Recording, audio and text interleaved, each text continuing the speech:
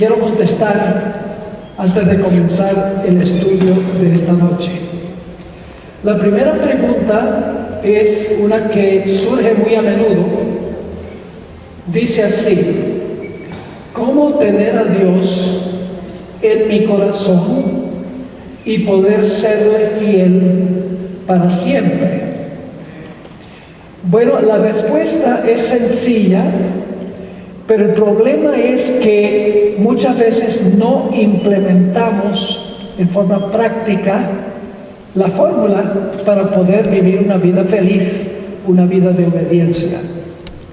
En primer lugar, es vital estudiar diariamente la palabra de Dios, llenar nuestra mente de la palabra de Dios y al mismo tiempo impedir leer y ver cosas que contaminen nuestra mente. Es decir, vaciar la mente de lo que es malo y llenar la mente con la palabra de Dios. El segundo ingrediente es la oración. Una vida consecuente de oración. No solamente la oración que hacemos cuando vamos a comer, pero una oración intensa, personal, con el Señor Jesucristo. Y en tercer lugar, la testificación. Es decir, compartir con otros la experiencia que nosotros tenemos con Cristo Jesús. Testificar en cuanto a lo que Jesús ha hecho por nosotros. No es complicada la vida espiritual, la vida práctica. Lo difícil es diariamente practicar estas disciplinas de estudiar la palabra, orar a Jesús como un amigo y en tercer lugar contarle a otros cuán maravilloso es el Jesús a quien nosotros conocemos. Así que esa es una respuesta corta. Yo le digo el triángulo de la santificación. El triángulo de la santificación. La segunda pregunta es esta: ¿podemos adelantar o atrasar la venida de Jesús? Buena pregunta, ¿verdad que sí? Como seres humanos, ¿podemos adelantar la segunda venida? ¿Podemos atrasar la segunda venida por lo que nosotros hacemos? Ahora, para contestar esta pregunta, quiero hacerles una pregunta. ¿Ustedes creen que Dios sabe la fecha de la segunda venida? ¿Desde cuándo sabe Dios la fecha de la segunda venida? Desde la eternidad. Marcos 13:32 dice, Jesús dijo, que en cuanto al día y la hora, nadie sabe. Ni los ángeles, ni siquiera el Hijo, sino solamente ¿quién? El Padre. Entonces yo pregunto, ¿Dios tiene una fecha en su calendario para la segunda venida? Él tiene una fecha. Pero ahora yo les pregunto, si Dios hubiera sabido que nosotros íbamos a estar listos para la segunda venida antes de esa fecha, ¿hubiera colocado Dios esa fecha? ¿Sí o no? Claro. Dios puso la fecha de acuerdo cuando Él sabía que nosotros íbamos a estar listos. Se demora en el sentido de que si nosotros hubiéramos hecho lo que debemos hacer, Él hubiera puesto una fecha anterior. Él no demora, nosotros demoramos la segunda venida. Porque Dios no conoce una demora. Usted puede leer en 2 Pedro 3. Nos dice que Dios no demora, sino que es paciente, porque no quiere que nadie se pierda. Así que para nosotros hay demora. Para Dios no, porque Dios tiene una fecha. Él conoce el fin desde el principio y puso la fecha de acuerdo a cuando Él sabía que su iglesia iba a estar lista. Si la iglesia hubiera estado lista antes, hubiera colocado esa fecha. Número 3. Pablo dice que hay 2 pactos. Gálatas 4. ¿Cuál es la diferencia entre los dos o son lo mismo? Solo hay un pacto a través de toda la historia. El pacto comenzó, según Zacarías 6, comenzó cuando el Padre y el Hijo formaron el pacto de paz. Y básicamente eso significa que el Padre y el Hijo se pusieron de acuerdo y elaboraron un plan en caso de que el hombre pecara. Y Jesús le dijo al Padre, si el hombre peca, todavía el hombre no había sido creado, pero Dios planifica todo de antemano. Si el hombre llega a pecar, Jesús dijo, yo voy a ir a la tierra, me voy a encarnar, voy a vivir una vida perfecta que se le exige a los seres humanos, voy a cargar los pecados de ellos para salvarlos del pecado y restaurarlos a donde estaba la raza humana al comienzo. Ese fue el pacto entre el Padre y el Hijo, de salvar al hombre. Ahora, ese pacto estuvo oculto, según 1 Pedro 18 al 20, oculto de los siglos pasados, antes del pecado. El plan estaba hecho, pero fue revelado por primera vez en Génesis 3:15, cuando se prometió que la simiente de la mujer, Cristo, iba a aplastar la cabeza de Satanás y que Satanás iba a poder herir el calcañar de Jesús, que se refiere a la crucifixión de Jesús.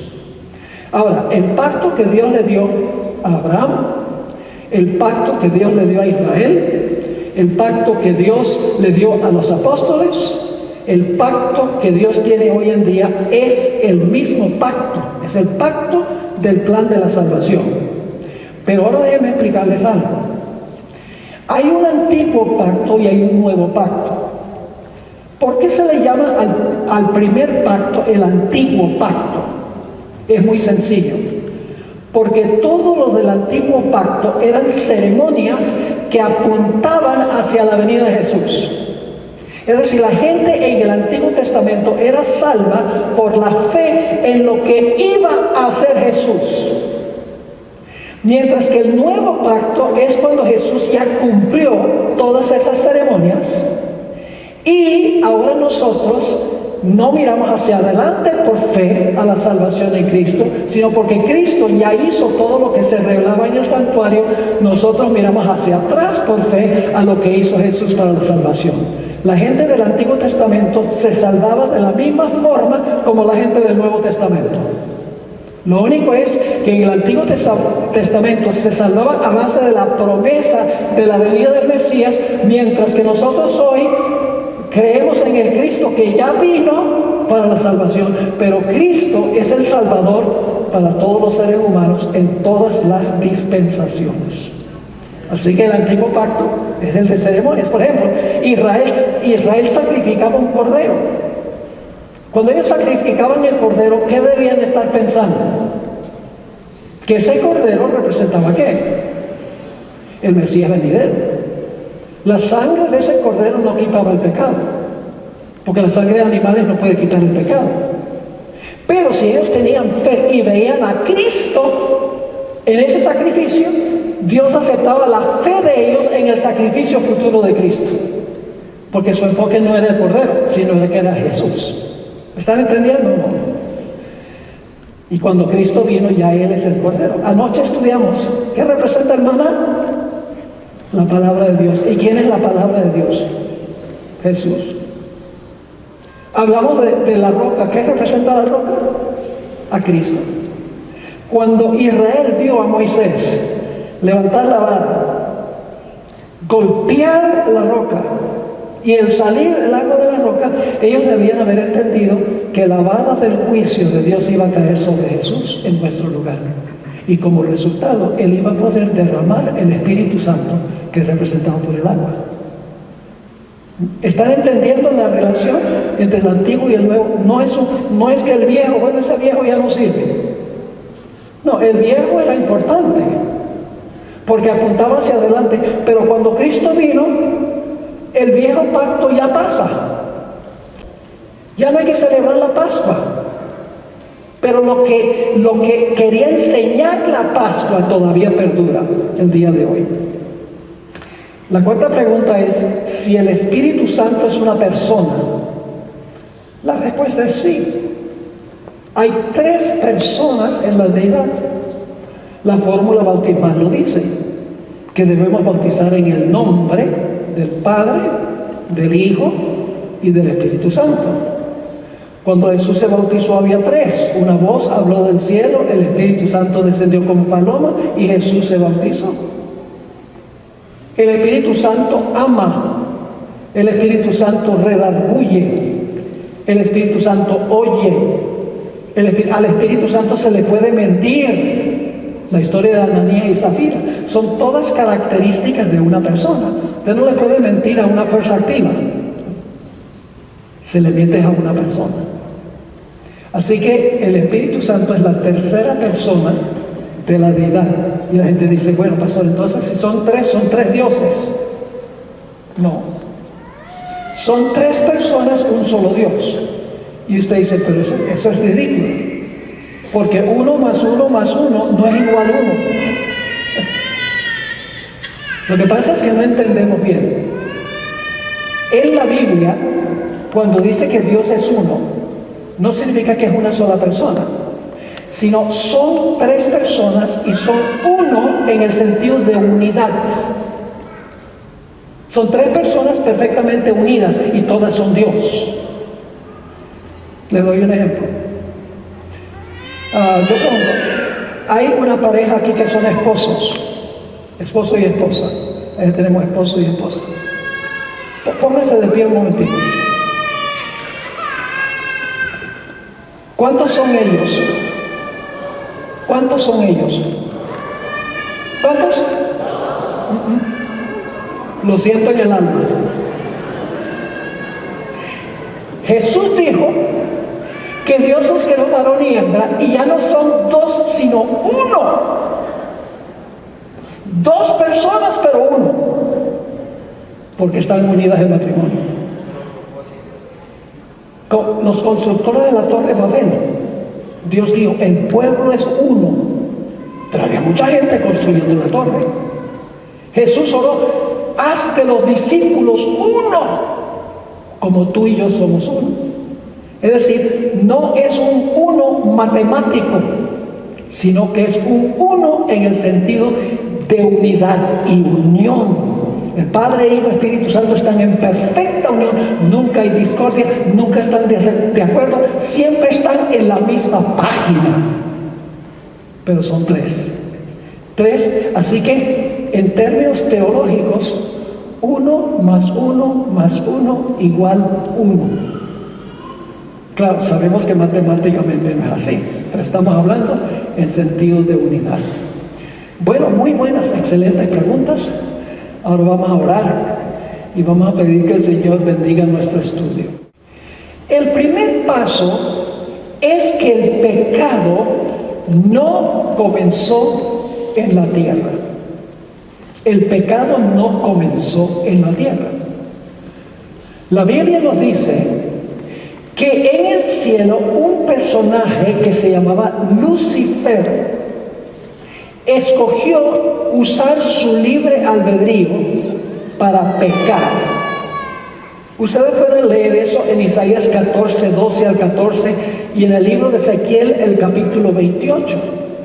Por alguna razón inexplicable, quería tumbar a Dios de su trono y quería ocupar el trono de Dios. Y dice en Ezequiel 28 que él pecó en el cielo. Pero no pecó solo.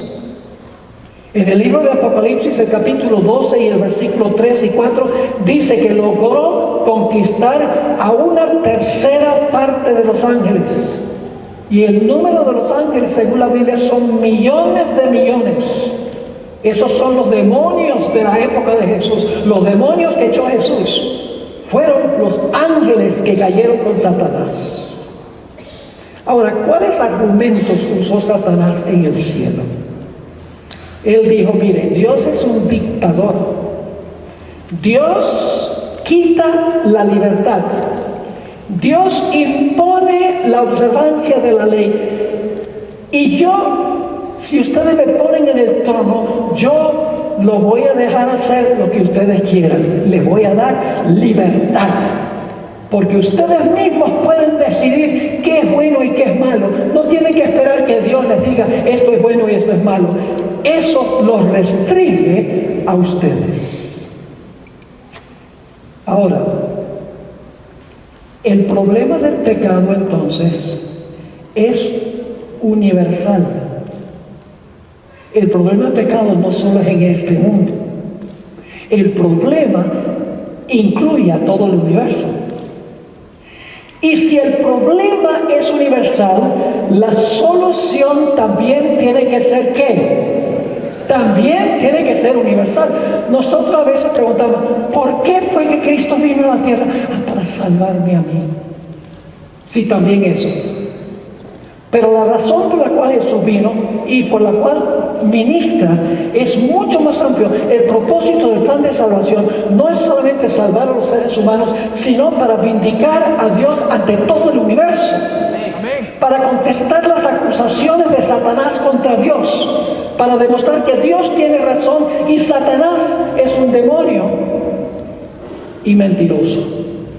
Así que el primer punto es que el problema del pecado es universal y por lo tanto la solución tiene que incluir a todo el universo.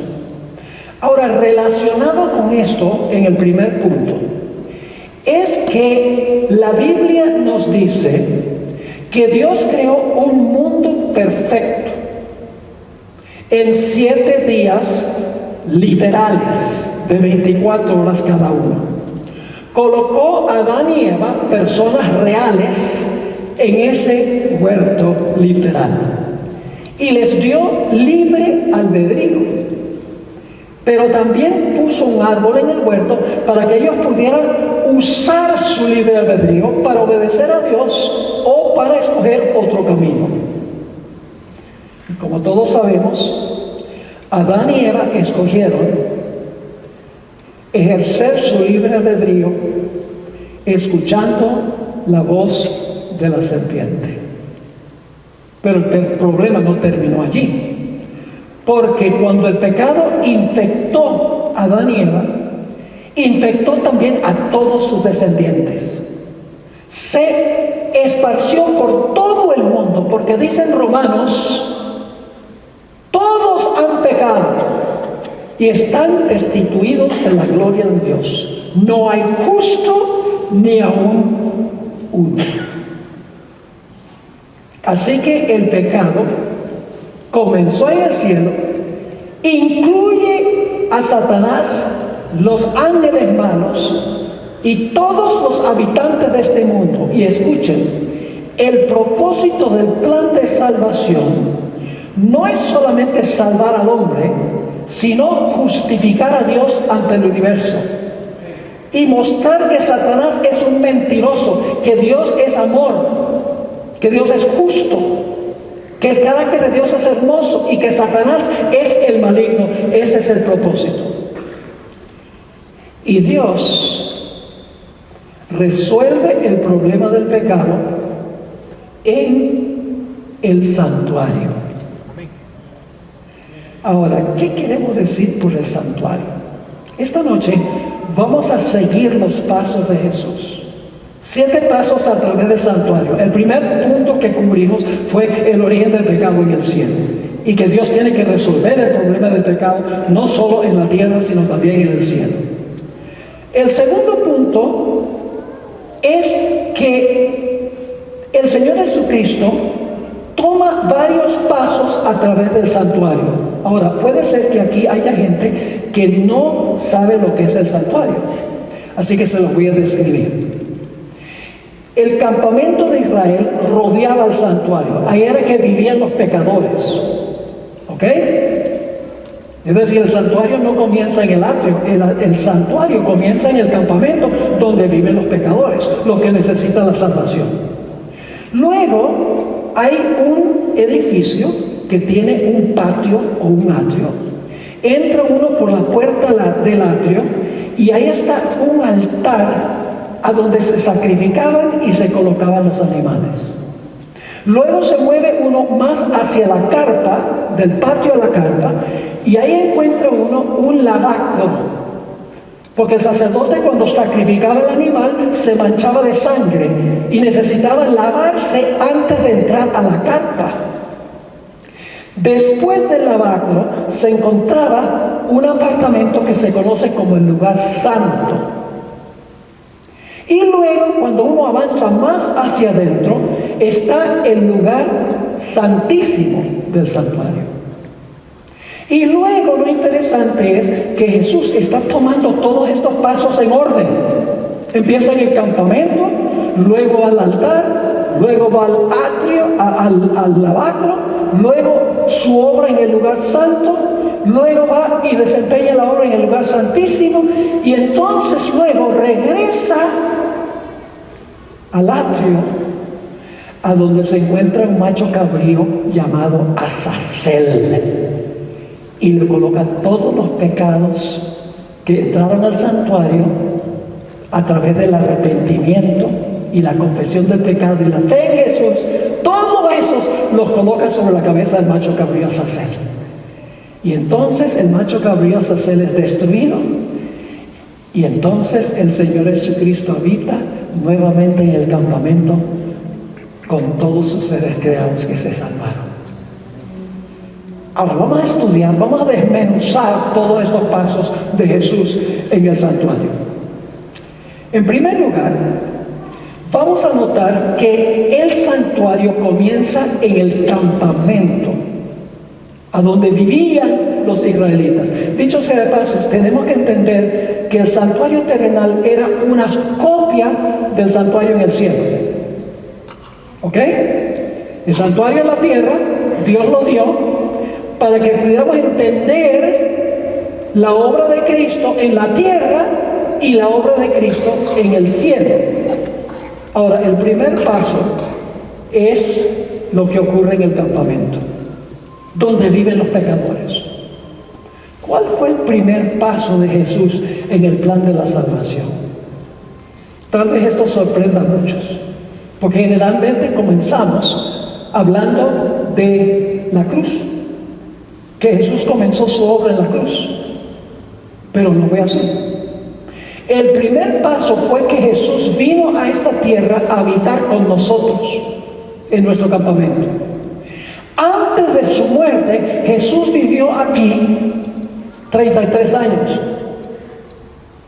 ¿Por qué no fue sacrificado Jesús mucho antes de eso? ¿Por qué Jesús vivió en nuestro campamento con nosotros? Vamos a leer algunos versículos de la Biblia y voy a avanzar rápido porque hay mucho material que cubrir en nuestro tema de esta noche. Este es el tema más difícil de presentar por el tiempo, porque hay demasiado material para que podamos entenderlo. En Éxodo 25:8, ustedes pueden anotar esto. Dicho sea paso, si ustedes quieren tener copias de todos estos sermones que estoy predicando aquí, me dan su correo electrónico y yo se los mando. Son más de 100 páginas, son como 120 páginas de material. Amén. Sermones bien escritos, no solamente bosquejos, sermones completos.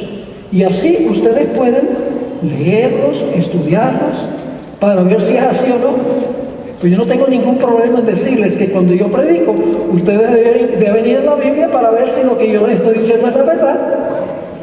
El apóstol Pablo dice, bueno, los bereanos, esos eran buena gente, porque cuando yo predicaba, ellos miraban a ver si lo que yo estaba diciendo era verdad. Pues si el apóstol Pablo estaba bien con eso, yo también. Así que me anotan su correo electrónico, el papelito. Yo cuando regrese, no crean que va a llegar el lunes, porque se demora la secretaria en procesar todo, pero sí le llegará todos los sermones, con todos los versículos, todas las citas, para que ustedes puedan estudiarlos con más calma. Éxodo 25:8 dice, ¿por qué se construyó el santuario? Dice aquí, y harán un santuario para mí, dice Dios. ¿Con qué propósito? Y habitaré en medio de ellos. ¿Cuál fue el propósito de construir el santuario? Para que Dios pudiera ¿qué? Habitar entre el pueblo. Noten Juan 1 y el versículo 14. Juan 1 y el versículo 14. Está hablando de la encarnación de Jesús. Y dice, y aquel verbo fue hecho ¿qué? Carne. Y luego ¿qué palabra se usa? ¿Y qué? Y habitó entre nosotros. Y vimos su gloria. Gloria como del unigénito del Padre, lleno de gracia y de verdad. Jesús vino y ¿qué hizo? Habitó entre nosotros, en nuestro campamento, podríamos decir. Noten Mateo 1 y el versículo 23. Mateo 1, 23, versículo muy bien conocido, generalmente se lee en época de Navidad. Dice, he aquí una virgen concebirá y dará a luz un hijo y llamará su nombre Emmanuel, que traducido es Dios con nosotros. ¿Dónde comienza el santuario? Cuando Jesús se encarna para habitar entre nosotros. Y usted dice, bueno, ¿qué significa eso? Le voy a explicar. ¿Cuál fue el primer resultado del pecado cuando Adán y Eva pecaron? ¿Saben cuál fue el primer resultado? Antes estaban cubiertos de la gloria con una luz gloriosa de Dios en su inocencia. Pero cuando pecaron, perdieron el manto de gloria y se vieron ¿qué? Desnudos. ¿Qué representa el manto en la Biblia? ¿Qué representa la ropa en la Biblia? Representa la justicia. Como pecaron, perdieron su ¿qué? Su justicia. Se vieron desnudos. Pecaron y perdieron su manto espiritual. Y como resultado, la luz que los cubría se fue también. Ahora, ¿cuál es el propósito de la venida de Jesús a esta tierra para vivir en nuestro campamento? El propósito de Jesús era vivir una vida de perfecta obediencia a la ley de Dios. ¿Jesús vivió una vida de perfecta obediencia? Jesús tejió un manto espiritual que puede cubrir nuestra desnudez. Sí. ¿Y cómo tejió Jesús ese manto? Por su vida obediente. Ahora escuchen bien, muy importante. Muchos cristianos enfatizan la cruz. Y no hay ningún problema, la cruz es muy importante. Pero ¿saben algo? La vida de Jesús es tan importante como su muerte en la cruz. Y les explico por qué. Sencillamente porque el cordero que se sacrificaba en el Antiguo Testamento tenía que ser sin mancha. El cordero no podía tener defecto cuando se sacrificaba. ¿Qué quiere decir eso? Quiere decir que Jesús vino a esta tierra y antes de ir a la cruz, Él tenía que vivir una vida perfecta, sin defecto. Y si no vivía una vida sin defecto, su sacrificio no hubiera sido aceptado.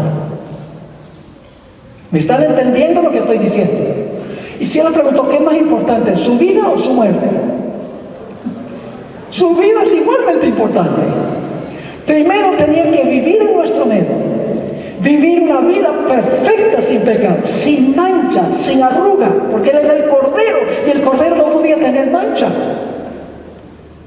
Y luego después viene el segundo paso, el siguiente paso de lo que vamos a hablar. Ahora usted dice, ¿dónde dice la Biblia que Jesús tenía que ser un cordero sin mancha, que su vida tenía que ser perfecta para que su Padre aceptara su sacrificio? Vamos a leer algunos versículos. Vamos a Levítico 22, 20 al 22. Levítico 22, 20 al 22. Dice aquí, ninguna cosa en que haya defecto ofreceréis, porque no será acepto por vosotros. Yo pregunto, ¿Dios aceptaba una víctima defectuosa? No. Sigue diciendo, asimismo, cuando alguno ofreciere sacrificio en ofrenda de paz a Jehová para cumplir un voto, o como ofrenda voluntaria, sea de vacas o de ovejas, para que sea aceptado, será ¿qué? Sin defecto. Ciego, perniquebrado, mutilado, verrugoso, sarnoso o roñoso. No ofreceréis estos a Jehová, ni de ellos pondréis ofrenda encendida sobre el altar de Jehová. Sin la vida perfecta de Jesús, su muerte no hubiera sido aceptada.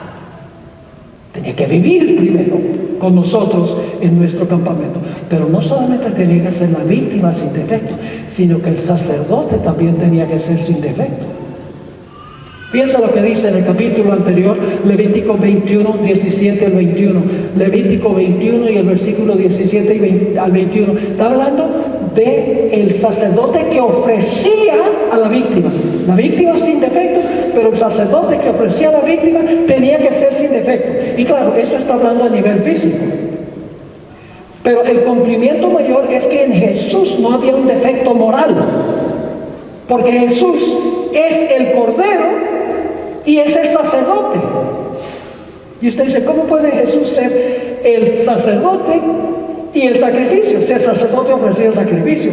La Biblia dice, porque Jesús se ofreció a sí mismo. Fue el sacerdote que se ofreció como víctima. Ofició su sacrificio y fue el sacrificio. Nota lo que dice aquí. Habla a Aarón y dile: ninguno de tus descendientes por sus generaciones que tenga algún defecto se acercará para ofrecer el pan de su Dios, porque ningún varón en el cual haya defecto se acercará. Varón ciego o cojo o mutilado o sobrado, o varón que tenga quebradura de pie o rotura de mano, o jorobado o enano, o que tenga nube en el ojo, o que tenga sarna o empeine o testículo magullado, ningún varón de la descendencia del sacerdote Aarón en el cual haya defecto se acercará para ofrecer las ofrendas encendidas para Jehová. Hay defecto en él, no se acercará a ofrecer el pan de su Dios. La víctima no podía tener defecto y el sacerdote que ofrecía a la víctima tampoco. Jesús es el sacerdote y la víctima, porque Él se ofreció a sí mismo. Claro, el Cordero, que no tenía un defecto físico, representaba el hecho de que Jesús, el Cordero de Dios, no iba a tener defecto moral. ¿Están entendiendo la comparación? El cumplimiento es mucho más amplio. Jesús no es un animal de 4 patas. No quiero ser irreverente al decir eso. El Cordero era una ilustración en miniatura de lo que iba a ser Jesús, y el sacerdote igual. Y el sacerdote sin defecto, víctima sin defecto, representaba a Jesús, quien en nuestro medio vivió 33 años y nunca cometió un pecado. Era moralmente sin defecto. Noten Éxodo 12, 5 y 6. Éxodo 12, 5 y 6. Está hablando del Cordero Pascual. Recuerden que anoche hablamos sobre el Cordero Pascual. ¿A quién representaba el Cordero Pascual? A Jesús. Y fíjense lo que dice en cuanto al Cordero. El animal será como sin defecto, macho de 1 año. Lo tomaréis de las ovejas o de las cabras y lo guardaréis hasta el día 14 de este mes, y lo inmolará toda la congregación del pueblo de Israel entre las 2 tardes. Y saben, interesante que en Éxodo dice que al Cordero Pascual no se le podían quebrar los huesos al animal. ¿Por qué? Porque cuando Cristo colgó en la cruz y los soldados rompieron las piernas de los criminales, vinieron y encontraron que Jesús estaba muerto y no le quebraron las piernas. El hecho de que el Cordero no se le quebraban las piernas era una profecía de que a Jesús, un cumplimiento mayor, no se le iban a quebrar las piernas. Ojalá que estén entendiendo la relación tipo-antitipo. Símbolo, cumplimiento del símbolo. Ahora, ¿qué representaba el Cordero perfecto y el sacerdote perfecto. Vamos al Nuevo Testamento. Vamos a ver 1 de Pedro 1, 18 al 20. 1 de Pedro 1, 18 al 20. Vamos a ver quién es el Cordero sin mancha. Dice allí en 1 de Pedro 1, 18 al 20: sabiendo que fuisteis rescatados de vuestra vana manera de vivir, la cual recibiste de vuestros padres, no con cosas corruptibles como oro o plata, no fuimos redimidos con oro o plata, sino con ¿qué? Con la sangre preciosa de Cristo, como de un ¿qué? Cordero sin mancha y sin contaminación. ¿Qué representaba el Cordero que no tenía mancha? A Jesús, que no tenía mancha ni contaminación, moralmente hablando, no tenía pecado. Y dice, ya destinado desde antes de la fundación del mundo. ¿Cuándo se hizo el plan? ¿Cuándo se hizo el pacto? Antes de la fundación del mundo. Pero manifestado en los postreros tiempos por amor de vosotros. Ahora, ¿qué representaba el sacerdote? Ya vimos que la víctima no podía tener derecho. Vamos a ver qué representa el sacerdote según el Nuevo Testamento. Hebreos el capítulo 4 y el versículo 14 y 15. Hebreos 4, 14 y 15. Dice aquí el apóstol Pablo, quien yo creo que fue el autor de Hebreos: por tanto, teniendo un gran sumo sacerdote. ¿Quién es ese? ¿Quién es ese gran sumo sacerdote? Jesús. Por tanto, teniendo un gran sumo sacerdote que traspasó los cielos, Jesús, el Hijo de Dios, retengamos nuestra profesión. Porque no tenemos un sumo sacerdote que no pueda compadecerse de nuestras debilidades, sino uno que fue ¿qué? Tentado en todo, pero sin pecado. No tenía mancha, porque nunca pecó. Noten también lo que dice Hebreos 7 y el versículo 25, hablando de Jesús. Hebreos el capítulo 7 y el versículo 25. Dice aquí el apóstol Pablo: porque tal sumo sacerdote nos convenía. ¿Qué clase de sumo sacerdote? Santo, inocente, sin mancha, apartado de los pecadores y hecho más sublime que los cielos. Ese es el paso, el primer paso en el santuario. El primer paso en nuestra serie es sobre el origen del pecado. Pero el primer paso de Jesús en el santuario es ¿a dónde? En el campamento. Tenía que vivir la vida que Dios nos exige a nosotros para tejer un manto de justicia que nos pudiera regalar. Pero ahora tenemos que ir al altar del sacrificio. Se va moviendo el campamento, entra por la puerta y va al altar del sacrificio. Jesús no solo tenía que tejer un manto que pudiera cubrir nuestra desnudez. La Biblia dice que la paga del pecado es muerte. Y por lo tanto Jesús no solamente tenía que vivir una vida perfecta para darnos un manto de justicia, sino que alguien tenía que pagar por todos los pecados. Y por lo tanto, después de vivir su vida perfecta, Dios el Padre colocó todos los pecados de la historia sobre Cristo Jesús y Él pagó el precio de los pecados. Y usted dice, ¿dónde es eso? ¿Dónde está eso? Bueno, vamos a leer algunos versículos. Vayan conmigo a 2 Corintios, el capítulo 5 y el versículo 21. 2 Corintios 5, 21. Yo pregunto, si los pecados no hubieran sido colocados con Jesús, ¿quién tendría que morir? Nosotros. Pero Él ocupó nuestro lugar. Todos los pecados de toda la raza humana fueron colocados sobre Él. Dice en 2 Corintios 5, 21. Al que no conoció pecado, ¿quién es ese? Al que no conoció pecado. Jesús. Por nosotros lo hizo pecado. Jesús no conoció pecado, pero el Padre lo hizo ¿qué? Pecado. Porque colocó nuestro pecado sobre Él. ¿Y con qué propósito?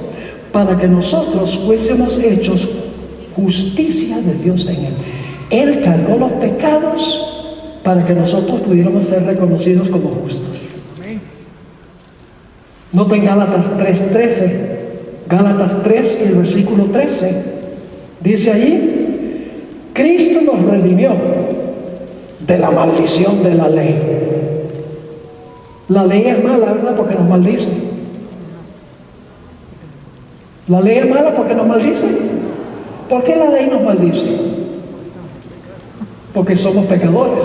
La ley maldice el pecado. ¿Recuerdan la ilustración del semáforo? Yo pregunto, cuando usted se pasa un semáforo en rojo y hay un policía ahí, ¿la ley lo maldice? Al que se comió el semáforo, ¿la ley lo maldice? Sí. ¿Qué le van a poner? Una boleta, una multa. Entonces, el problema es con el policía. Porque la policía nos maldice. ¿Cuál es el problema? El problema es con el que pecó. Maldice porque pecamos. Así que dice, Cristo nos redimió de la maldición de la ley. ¿Y cómo lo hizo? Hecho por nosotros maldición. Él tomó nuestra maldición que nosotros merecíamos. Él la tomó sobre sí. ¿Y por cuántos lo hizo? Yo pregunto, ¿por cuántas personas tejió Jesús un manto de perfecta justicia? Por todos los seres humanos, exceptuando a nadie. ¿Por cuántas personas cargó a Jesús los pecados?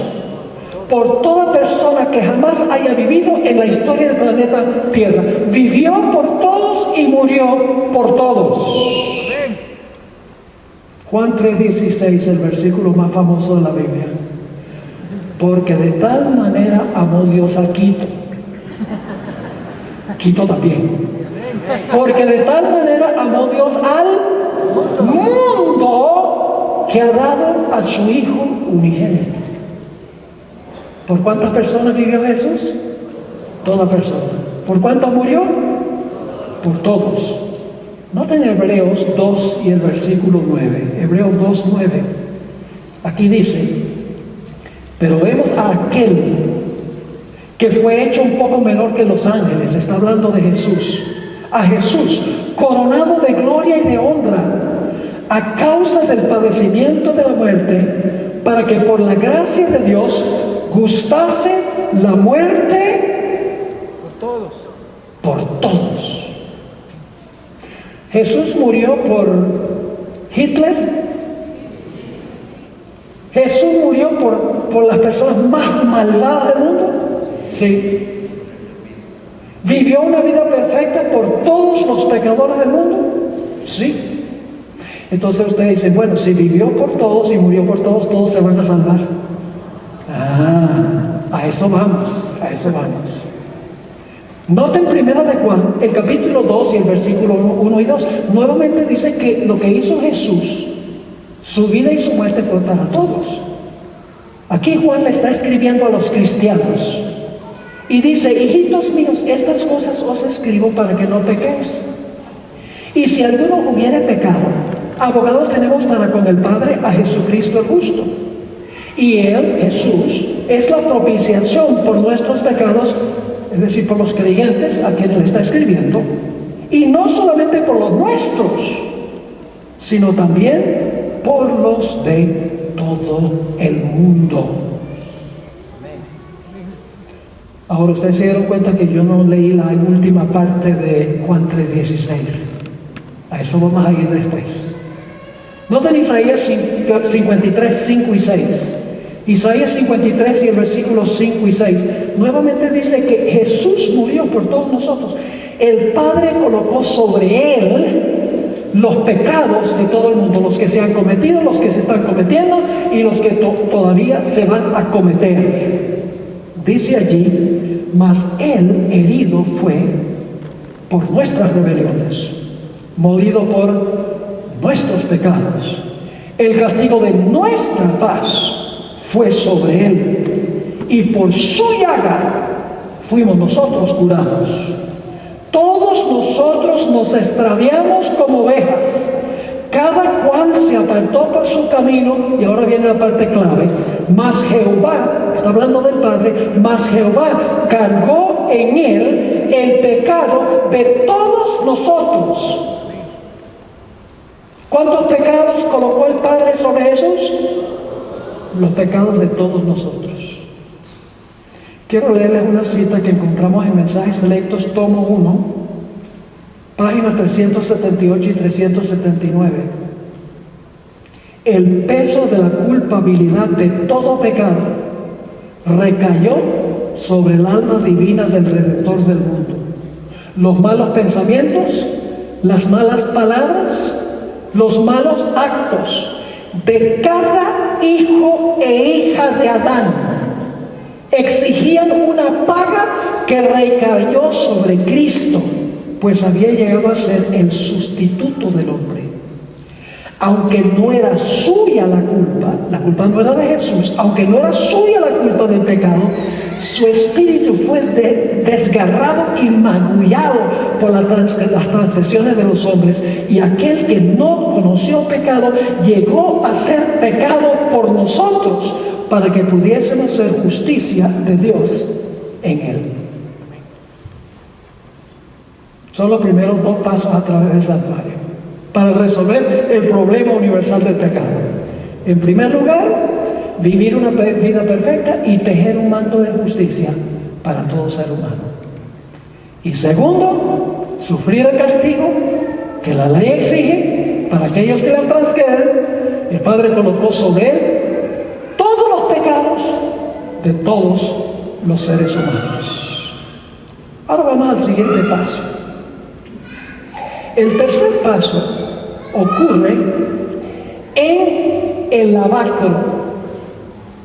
Era una fuente, la estaba moviendo del campamento al altar del sacrificio y ahora a la fuente antes de entrar a la carpa, antes de entrar al lugar santo del santuario. ¿Qué representaba el lavacro? El lavacro era una fuente que tenía agua. Y el propósito de la fuente era que cuando el sacerdote ofrecía una víctima, se manchaba de sangre. Y no podía continuar con su siguiente función hasta que se lavara de todo vestigio de la muerte. ¿Me están entendiendo lo que estoy diciendo? Tenía que lavarse de todo vestigio de la muerte, porque la sangre era señal de la muerte. Ahora, fíjense algo interesante. El altar de sacrificio representaba el sacrificio de Cristo. Luego viene la fuente y luego viene el lugar santo. ¿Cuándo entró Jesús al lugar santo? Cuando ascendió al cielo. Así que escuchen bien, la fuente tiene que representar algo, alguna función de Jesús, entre cuando murió en la cruz y comenzó como sumo sacerdote en el día de Pentecostés. Ahora, ¿qué representa la fuente o el lavacro? Vamos a Tito, el capítulo 3 y el versículo 4 y 5. Tito 3 y el versículo 4 y el versículo 5. Dicho sea de paso, cuando nosotros recibimos a Cristo como Salvador y nos bautizamos, ¿quedamos nosotros limpios de todo vestigio del pecado y la muerte? Sí, porque resucitamos ¿a qué? A novedad de vida. Porque hemos lavado el recuerdo del pecado. Dice ahí en Tito 13, versículos 4 y 5. Pero cuando se manifestó la bondad de Dios, nuestro Salvador, y su amor para con los hombres, nos salvó, no por obras de justicia que nosotros hubiéramos hecho, sino por su misericordia, por el lavamiento de la regeneración y por la renovación en el Espíritu Santo. Se usa la palabra regeneración, nos lavó con la regeneración. Ahora, ¿qué significa la palabra regeneración? Viene de 2 palabras griegas, palín y genesía. La palabra palín significa otra vez, y genesía significa resucitar o nacer de nuevo. Quiero leerles la definición que da el Diccionario Teológico del Nuevo Testamento. Dice, la palabra palingenesia, deriva de palin, que significa de nuevo, y génesis, que significa comenzar. Es decir, la palabra significa comenzar de nuevo, y luego sigue la definición. Y por lo tanto significa nuevo génesis, ya sea en el sentido de volver a la existencia, volver de la muerte a la vida, renovación a una existencia más elevada, regeneración. Así que, ¿cuál fue el lavamiento de Jesús en el lavacro? Representa cuando Él vivió de nuevo. Representa su resurrección, cuando dejó la muerte atrás, todo vestigio de muerte, como la sangre en los mantos del sacerdote tenía sangre, señal de muerte. Cuando Jesús resucitó, se despojó completamente de todo vestigio de muerte para nunca morir más. La fuente representaba la resurrección de Cristo Jesús. Vivió otra vez. Ahora vamos a 1 Corintios, el capítulo 15 y el versículo 3 y 4. Ahora quiero preguntarles, mientras ustedes están buscando, ¿qué es más importante? ¿La vida de Jesús en el campamento? ¿Su muerte en el altar? ¿O su resurrección?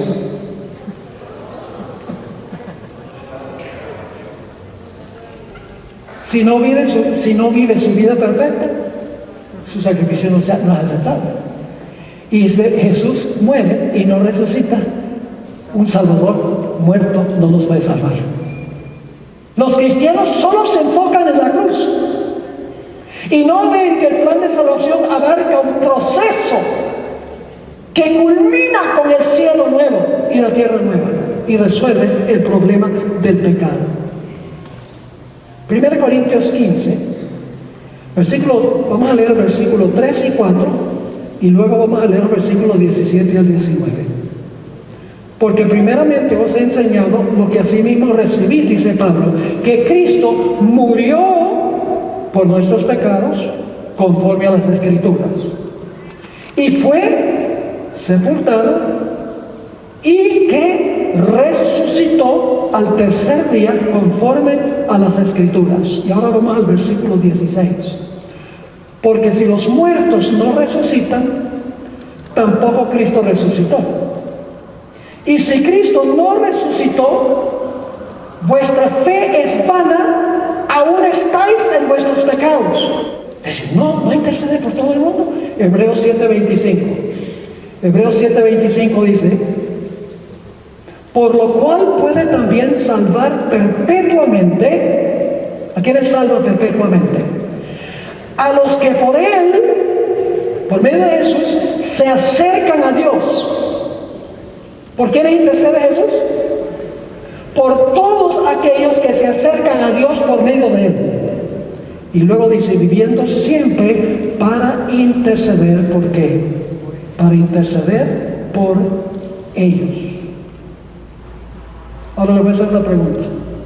¿Perdonó Jesús todos los pecados en la cruz? Cuando yo hago esa pregunta, la respuesta siempre es sí, pero es una respuesta errónea. Jesús no perdonó los pecados en la cruz. Jesús hizo provisión para perdonar los pecados. ¿Recuerdan la ilustración del banco? O usted dice, ¿qué quiere decir eso, pastor? ¿Que no perdonó los pecados en la cruz? No. Vamos a Hechos 2:38. Esto puede sorprender a muchos. Siempre que yo digo esto y hago esa pregunta, dicen, sí, perdonó todos los pecados en la cruz. No, Señor. Tenía los medios para perdonar por su vida y su muerte. Fíjense lo que dice Hechos 2:38. Es el día del Pentecostés. El apóstol Pedro está predicando un sermón a los judíos. Y fíjense lo que les dice. Les dijo, arrepentíos y bautícese. ¿Qué cosa? ¿Es individual esto, sí o no? ¿Individual? Sí. Arrepentíos y bautícese cada uno de vosotros en el nombre de Jesucristo para perdón de los pecados. ¿Cuál es la condición para recibir perdón? arrepentirse y bautizarse. Si esa es la condición, no fueron perdonados en la cruz. El que se arrepiente está reclamando la vida y la muerte de Cristo. Hechos 5:31. Hechos 5 y el versículo 31. Hablando de cuando Jesús fue exaltado al lugar santo, dice: a este Dios ha exaltado con su diestra por príncipe y salvador, para dar a Israel arrepentimiento y perdón de pecados. ¿Está captando esto o no? ¿A qué fue Jesús al cielo? Para dar perdón de pecados. Pues si después que se fue al cielo da perdón de pecados, entonces los pecados no fueron perdonados en la cruz, pero la provisión estaba hecha. Ustedes conocen muy bien ese versículo de 1 Juan 1:9. Si confesamos nuestros pecados, ¿es individual eso? ¿Es individual la confesión? Si confesamos, ¿es porque nos arrepentimos? ¿Sí? Si confesamos nuestros pecados, Él es fiel y justo, ¿para qué? Para perdonar nuestros pecados y limpiarnos de toda maldad. ¿Cuándo nos perdonan los pecados? Cuando nos arrepentimos, cuando nos bautizamos. Y aquí dice cuando nosotros confesamos los pecados. Es decir, en ese momento nosotros estamos reclamando el capital que Él depositó, sus méritos. Ustedes conocen tal vez Proverbios 28:13, a donde dice: el que encubre sus pecados no prosperará, mas el que los confiesa y aparta alcanzará misericordia. Es decir, hermanos y hermanas, cuando nosotros nos pecamos, nosotros venimos a Jesús el intercesor y le decimos: Señor Jesús, me arrepiento, estoy triste por haber cometido este pecado. Te confieso que no debería haberlo hecho, pero Señor, yo tengo fe de que si yo vengo a ti, tú vas a tomar tu vida perfecta y tu muerte por el pecado y me lo vas a poner a mi cuenta.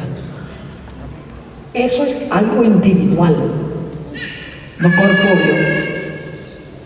Quiero leerles un par de citas, uno que se encuentra en Fe y Obras, página 110, escrito por Elena White.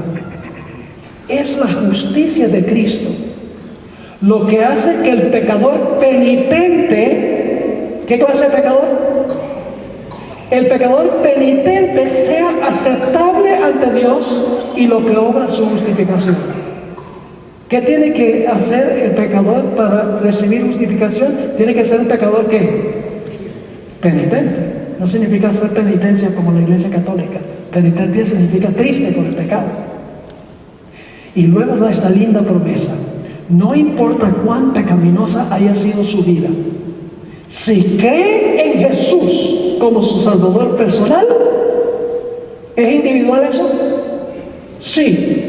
Está parado delante de Dios con las vestiduras inmaculadas de la justicia imputada de Cristo. ¡Qué cosa tan tremenda! En la otra cita, también en una matutina, La fe por la cual vivo, página 109, ella escribió: la gracia de Cristo justifica gratuitamente al pecador sin mérito o reclamo de su parte. La justificación es el perdón pleno y completo del pecado. ¿La justificación es qué cosa? Es el perdón pleno y completo del pecado. Y ahora escuchen: el mismo instante en que el pecador acepta a Cristo por la fe, recibe perdón. ¿Cuándo es que la persona recibe perdón? ¿Cuando Cristo murió en la cruz? No. ¿Hizo provisión Jesús en la cruz? ¿Hizo provisión por su vida? ¿Ganó el capital? ¿El capital está en el banco? ¿Hay que reclamarlo personalmente? Sí, Señor.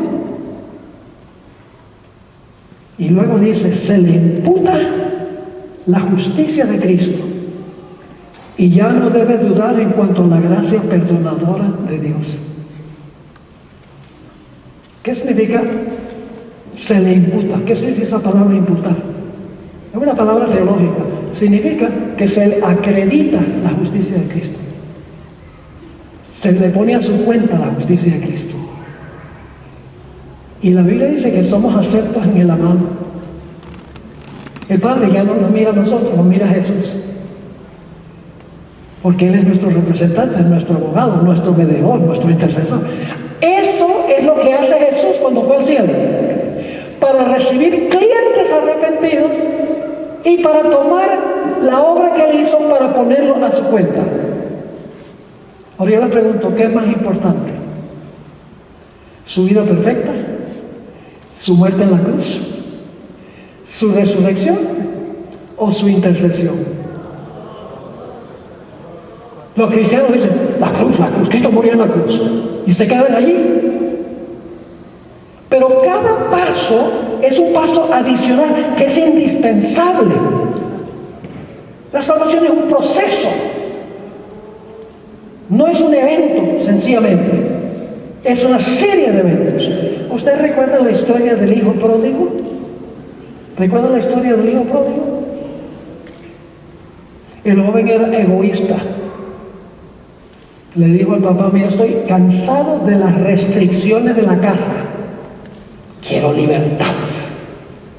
Dame mi parte de la herencia y me voy. Joven ingrato. Por un tiempo disfrutó, entre comillas, de los placeres del mundo. Con muchos amigos, mientras que había plata. Pero ustedes saben cómo es la historia. Cuando se acabó el dinero, se acabaron los amigos. Y llegó a ser un desastre para él. Terminó compitiendo por la comida con los puercos. Un judío que ni siquiera se le permitía tocar un puerco y está luchando por la comida con los puercos. Y cuando está en esa condición deplorable, pecador, el hermano dijo que se acostó con rameras, deshonrando a su padre. Y está en el abismo. Se empieza a acordar de la casa. Ay, qué bueno era mi papá.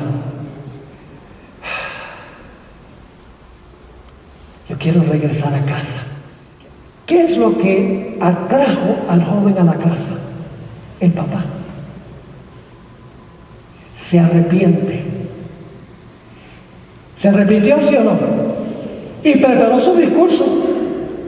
Dice, voy a ir y voy a decir, he pecado contra el cielo y contra ti y no soy digno de ser llamado tu hijo.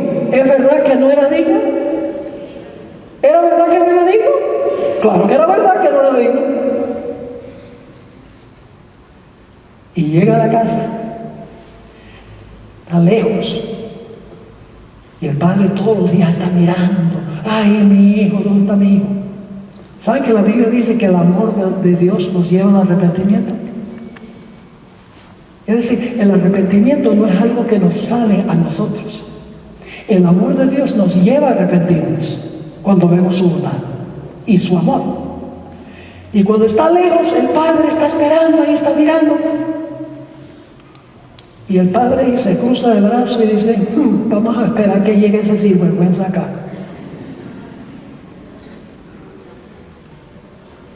¿No? ¿Qué hace el padre?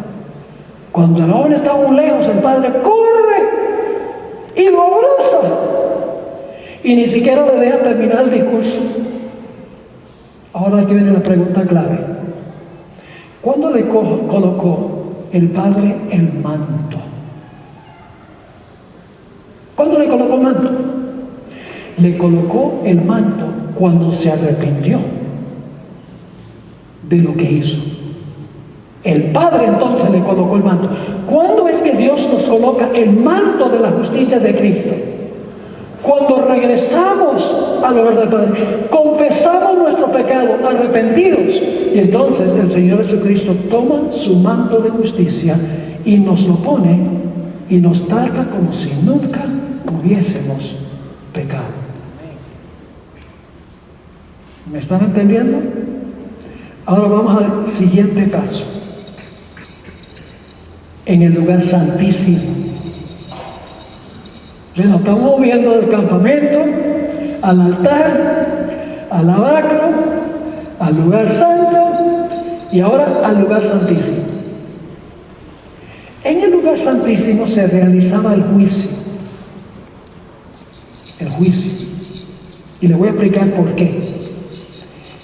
Cuando en Israel los judíos pecaban, traían un animal, colocaban su mano sobre la cabeza del animal y confesaban su pecado sobre la cabeza del cordero, digamos, porque eran otros animales también. Colocaban la mano sobre la cabeza del cordero y confesaban su pecado sobre la cabeza del cordero. Y luego ellos sacrificaban, ellos luego degollaban al cordero.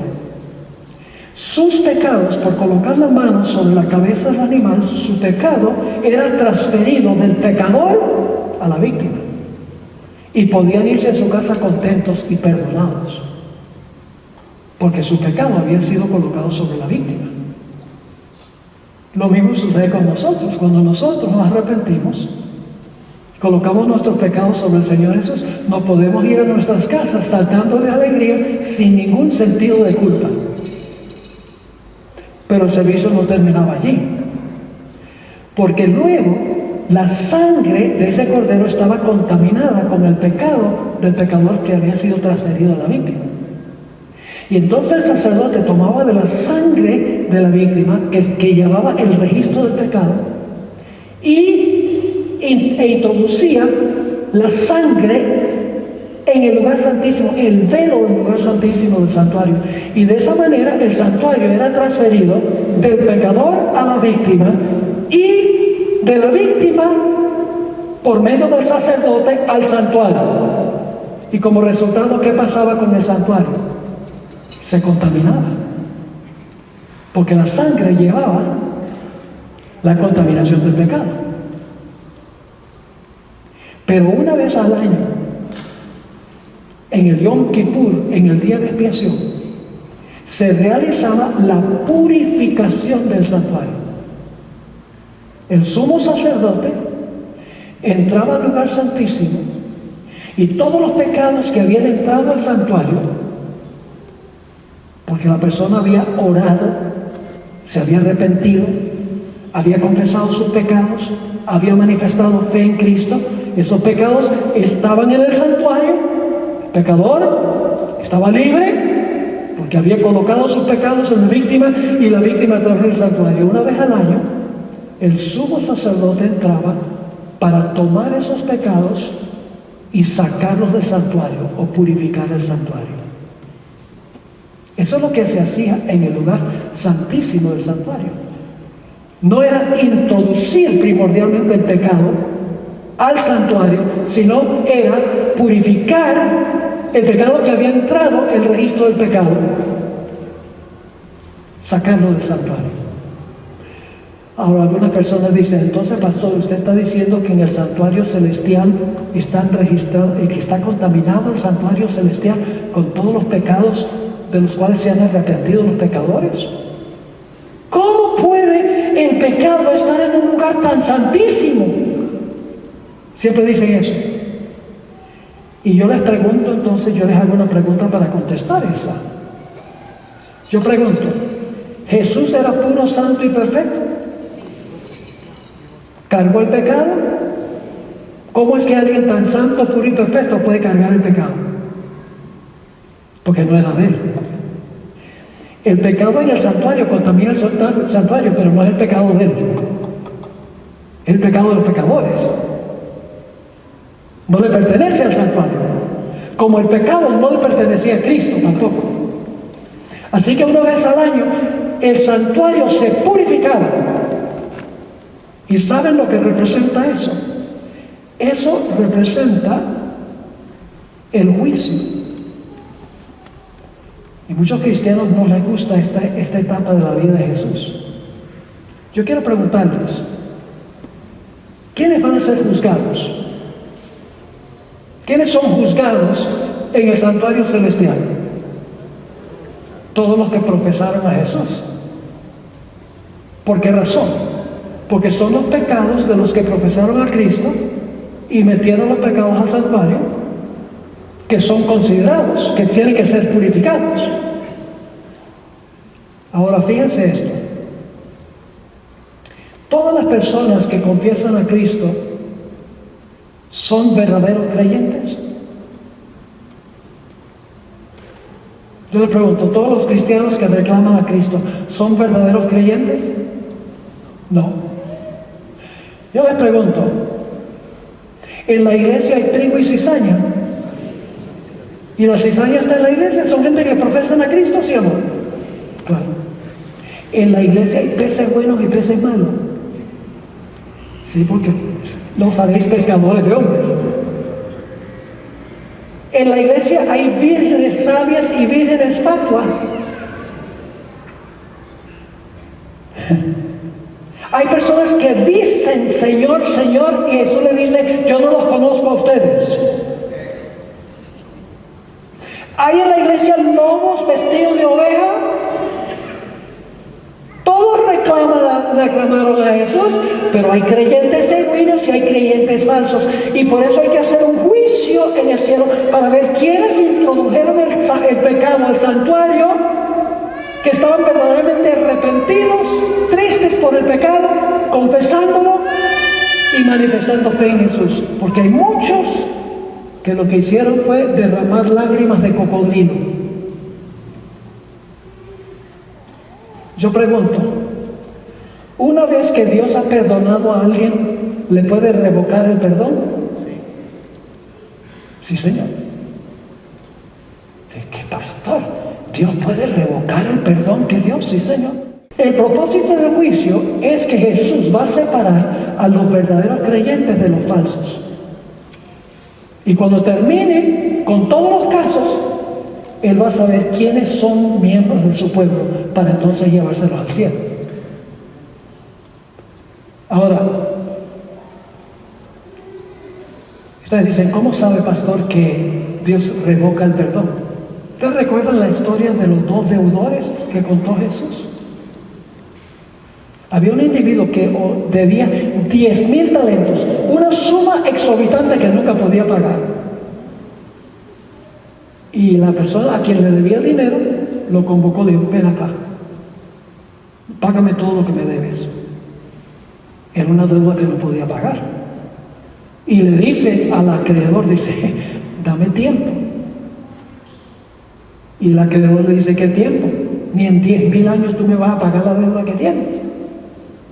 Y entonces empezó, como dicen los colombianos, a berrear, a llorar. Ay, por favor, dame tiempo, porque lo iban a echar a la cárcel. Y cuando el acreedor vio que estaba llorando y por favor, dame tiempo, el acreedor le dice, voy a hacer algo mejor. Perdona la deuda, vete. ¡Gracias! ¿Sí o no? Dice, ¡wow! ¡Tremendo! Porque clamé, me perdonó, no tuve que pagar la deuda. ¡Ay! Se va saltando de alegría. Y sale por la puerta y se encuentra a alguien que le debía 100 denarios, que era el equivalente de 100 días de trabajo. Se podía pagar aunque fuera en cuotas.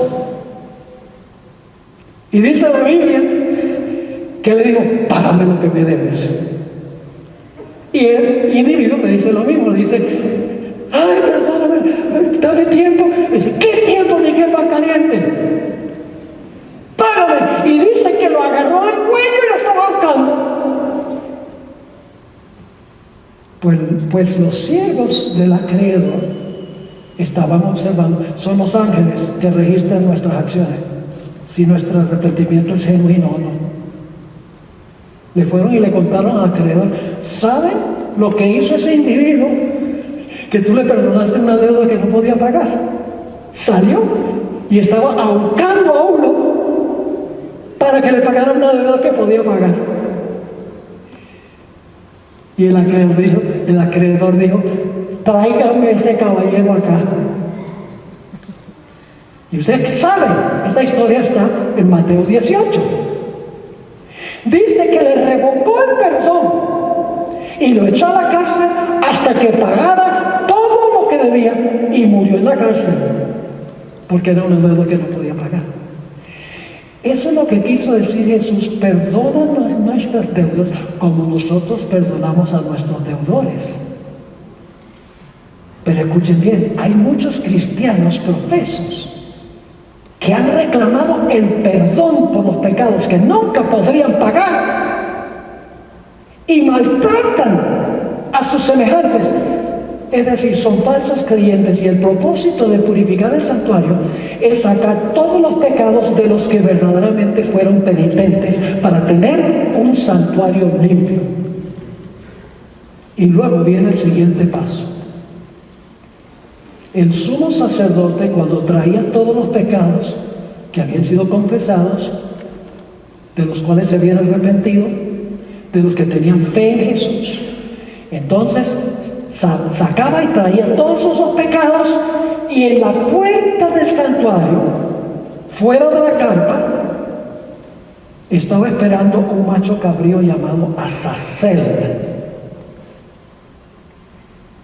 ¿A quién representa Azazel? En el día de expiación se escogían 2 machos cabríos. El primero se sacrificaba, que representa a Cristo, pero el segundo macho cabrío no se sacrificaba, sino que era desterrado al desierto, donde no había habitantes. Azazel es un símbolo de Satanás. Yo pregunto, ¿quién es el originador del pecado? El castigo final debía caer sobre el que originó el pecado, porque él es el culpable del origen del pecado. Y la Biblia nos dice que por 1000 años Satanás va a ser desterrado en un planeta desierto y sin habitantes. Ese es el cumplimiento de lo que dice Levítico 16 del día de expiación. ¿Y qué va a pasar con los que realmente fueron fieles a Dios, cuyos pecados fueron colocados sobre la cabeza de Azazel para sufrir el castigo final? Van a ser llevados ¿a dónde? Al cielo. ¿Por cuánto tiempo? 1000 años. ¿Y luego qué va a pasar después de los 1000 años? Después de los 1000 años van a descender con la nueva Jerusalén. Y la Biblia dice en Apocalipsis que todos los impíos de todas las épocas van a resucitar y van a rodear la ciudad. Y les voy a hacer una larga historia corta. Cuando ellos están organizados para atacar la ciudad, dice que el número de ellos es como la arena del mar, dice en Apocalipsis 20, versículos 8 y 9. Dios en una visión panorámica por encima de la ciudad va a mostrar toda la historia de la raza humana, y va a mostrar cómo los que están fuera de la ciudad pudieron haberse beneficiado con lo que hizo Jesús, pero no se arrepintieron ni confesaron sus pecados ni confiaron en Jesús. Y van a ver toda la historia, cómo Satanás originó el pecado, cómo engañó a la raza humana a través de la historia. Y cuando todos hayan visto eso, todos esos que seguían a Satanás, todos los que estaban fuera de la ciudad, van a entender finalmente quién originó el pecado. ¿Quién es el culpable del pecado? ¿Y cuán maravilloso es Dios? Y no van a morir atacando la ciudad. Van a atacar a Satanás. Pueden leerlo en Ezequiel 28 y los primeros 10 versículos. Dice: desenvainarán sus espadas ante la hermosura de tu resplandor. Y va a descender fuego del cielo y va a consumir a Satanás, sus ángeles, los impíos. Y luego Dios va a hacer un cielo nuevo y una tierra nueva. Es decir, Jesús va a volver al campamento. Y eso se encuentra en Apocalipsis, el capítulo 21 y el versículo 2 al 4. Fíjense que el santuario comienza en el campamento y termina en el campamento. Jesús vino la primera vez, desempeña su obra y al final viene para morar con nosotros para siempre. Dice: y yo, Juan, vi la santa ciudad, la nueva Jerusalén, descender del cielo de Dios, dispuesta como una esposa ataviada para su marido.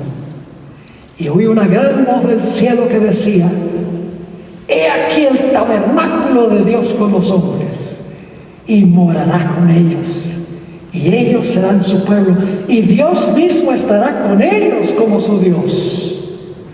Enjugará Dios toda lágrima de sus ojos, de los ojos de ellos, y ya no habrá muerte, ni habrá más llanto, ni clamor, ni dolor, porque las primeras cosas pasaron. Amén. La gran controversia ha terminado. Amén. Y por la eternidad el universo estará libre de pecado y de pecadores. ¿No creen ustedes que en algún rincón del universo van a estar todos los impíos retorciéndose en las llamas del infierno, porque el pecado nunca habría sido resuelto? Los impíos son echados al fuego con Satanás y sus ángeles, son consumidos, y luego entonces Dios hace un cielo nuevo y una tierra nueva. Escuchen, Dios lo que más quiere Jesús es que nosotros estemos con Él. Lo que más quiere es que nosotros estemos con Él. Cuando Jesús estaba a punto de irse, según Juan el capítulo 13, tenía reunidos a los discípulos y le dijo a los discípulos: me voy. Eso lo sacudió. Y Pedro dice: ¿para dónde vas? Jesús dice: cuando yo voy no me puedes seguir ahora, pero me vas a seguir después. Y Pedro dice: yo no quiero ir después, quiero ir ahora. Y los discípulos estaban atribulados. El capítulo 13 termina. Y luego en el capítulo 14 Jesús sabe que están bien inquietos, y por lo tanto dice: no se turbe vuestro corazón. No se turben por lo que yo dije que me voy. No se turbe vuestro corazón. ¿Creéis en Dios? Creed también en mí. En la casa de mi Padre muchas moradas hay. Si no fuera así, os lo hubiera dicho. Voy pues a preparar lugar para vosotros. Y si me fuere y os aparejare el lugar, ¿qué dijo? Vendré otra vez. Y ahora escuchen: y os tomaré a mí mismo, para que donde yo estoy, vosotros también estéis. Amén. En la oración de Jesús en Juan el capítulo 17, Jesús dijo: Padre, yo quiero que los que me has dado estén conmigo donde yo estoy. Primera Tesalonicenses 4 dice que Jesús descenderá del cielo con aclamación, con voz de arcángel, con trompeta de Dios. Los muertos en Cristo resucitarán primero. Luego nosotros, los que vivimos, seremos arrebatados en las nubes para recibirles en el aire, y así estaremos siempre con el Señor.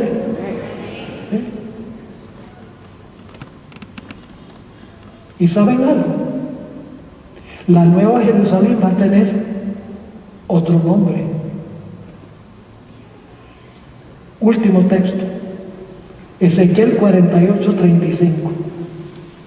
Si ustedes leen los versículos anteriores, dice: hay 3 puertas de la ciudad al oriente, 3 al occidente, 3 al norte y 3 al sur, igual que lo que dice el libro de Apocalipsis.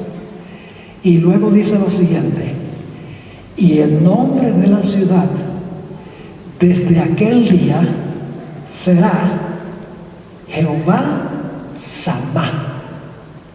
¿Sabe lo que significa Jehová Samá? Significa Jehová está allí. ¿Cómo se va a llamar la nueva Jerusalén? Jehová está allí. Amén. No hay nada más que Cristo anhele que estar con nosotros.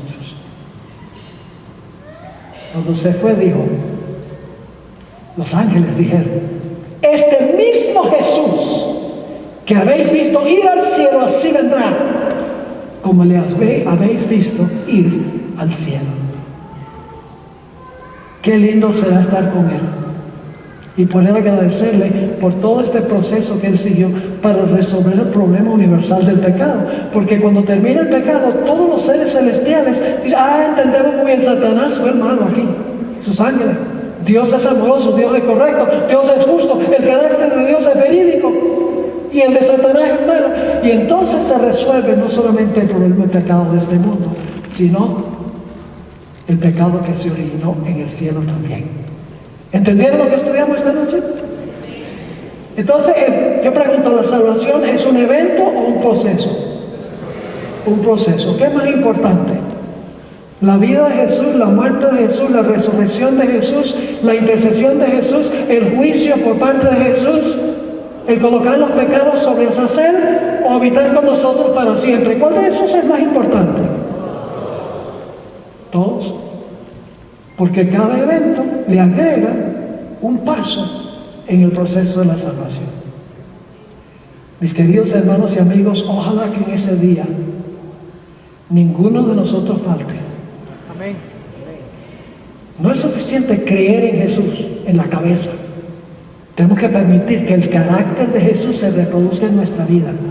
Y eso se hace a través de la oración. Hay que aprender a orar profundamente, intensamente. A través del estudio de su palabra, comer su palabra, asimilar su palabra, porque nos transforma. Y luego contarle a los demás las cosas maravillosas que Dios ha hecho por nosotros. Tenemos una historia que contar. Y entonces, si estamos haciendo eso y también impidiendo que nuestra mente entre basura a través de la televisión, a través del internet, a través de las publicaciones. Muchas veces cuando yo le voy a predicar a los jóvenes, pastor, ¿cómo podemos vencer el pecado? Y lo primero que yo les pregunto, ¿qué estás viendo y qué estás oyendo? Porque somos lo que comemos, física y espiritualmente. Si llenamos nuestra mente de basura, lo que sale es basura. Si llenamos nuestra mente de la palabra de Dios y lo que es espiritual, seremos espirituales. Es una ley de la vida. Entonces tenemos que cambiar nuestro estilo de vivir. No es solamente, yo creo en Cristo. No. La evidencia de que creemos en Cristo es la vida que nosotros vivimos. Porque si nosotros decimos que somos de Cristo y vivimos como el diablo, la gente no nos va a creer. Es la vida transformada y cambiada que da testimonio al mundo que Jesús tiene poder. Y hoy en día es común que a veces los jóvenes dicen, bueno, pastor, yo para ir al cine a ver esa película, yo no le veo nada malo. Y yo le digo, entonces voy a orar para que Dios te arregle los ojos. Y luego les digo, las películas de hoy en día están llenas de espiritismo, paganismo, adulterio, mentira, violencia. ¿Podrías tú invitar a Jesús a sentarte al lado tuyo en el cine para ver esa película? ¿Crees que Jesús se deleitaría ahí? Y ninguno jamás me ha dicho, sí, Él se deleitaría en eso. Si queremos ser como Jesús, tenemos que contemplar a Jesús, hablar con Él y hablar a otros sobre Él. ¿Cuántos desean hacer eso?